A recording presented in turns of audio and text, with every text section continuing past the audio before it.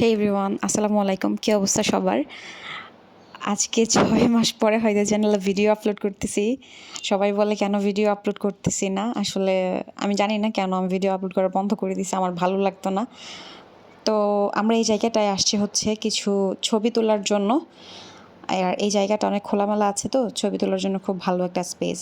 আজকে রাতে ব্রাজিলের খেলা আছে, যার কারণে হচ্ছে আমাদের বাসায় কিছু লোক আসবে খেলা দেখতে রাত ১টায়।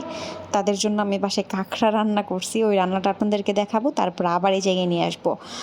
আর আগেই বলে রাখি, আমি কিন্তু কোনো ব্রাজিলের সাপোর্টার না, আমি আর্জেন্টিনার সাপোর্টার। আমি কাঁকড়াগুলোকে সেদ্ধ করে এবার রান্নার প্রসেসে চলে যাচ্ছি। কড়াই দিয়ে গরম মশলা দিয়ে পেঁয়াজ দিয়ে আদা রসুন হলুদ মরিচ জিরা দিয়ে এগুলোকে কষিয়ে নিলাম, তারপর পানি দিয়ে হচ্ছে রান্না করে নিচ্ছি। এখন থেকে দিব, তারপর রান্না হয়ে গেছে, আমি সার্ভ করে নিয়েছি। এটা আসলে খেতে অনেক অনেক বেশি মজা হয়েছিল। আমি আগে খেতাম না, আমার কেমন যেন লাগতো, কিন্তু এখন খাওয়ার পর ভালোই লাগে। এগুলো হচ্ছে আমার ছবি, যেগুলো আমি তুলেছিলাম। যদিও ছবিগুলো এত সুন্দর হয় না, আমি কেন জানি মানুষের ছবি তুলে দিলে এত সুন্দর হয়, কিন্তু আমি ছবি তুলতে গেলে আমার ছবি কেউ সুন্দর করে তুলতে পারে না। যাই হোক, কপাল খারাপ, নিজের ছবি তো নিজে তুলতে পারবো না সেলফি ছাড়া।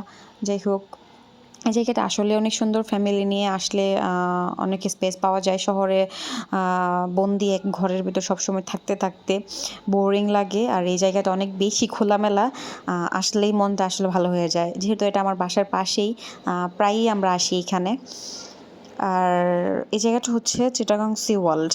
আপনারা আসতে পারেন যদি আশেপাশের হয়ে থাকেন। জায়গাটা আসলেই খুব সুন্দর। পেছনে অনেক বড় বড় উঁচু উঁচু পাহাড়, আর অনেকটা জায়গা জুড়ে খোলা আছে। আপনারা যদি বাচ্চা নিয়ে আসতে চান, বাচ্চারাও দৌড়িয়ে খেলতে পারবে, অনেক মজা করবে তারা। আর আমার এই ভিডিওটা ভালো লাগলে অবশ্যই চ্যানেলটা সাবস্ক্রাইব করবেন, আর যদি পেজ থেকে দেখে থাকেন তাহলে পেজটাকে ফলো করবেন। Thank you so much everyone. এখন থেকে নিয়মিত ভিডিও আপলোড করব, সপ্তাহে 2টা করে ভিডিও আপলোড দিব। থ্যাংক ইউ, আল্লাহ হাফিজ।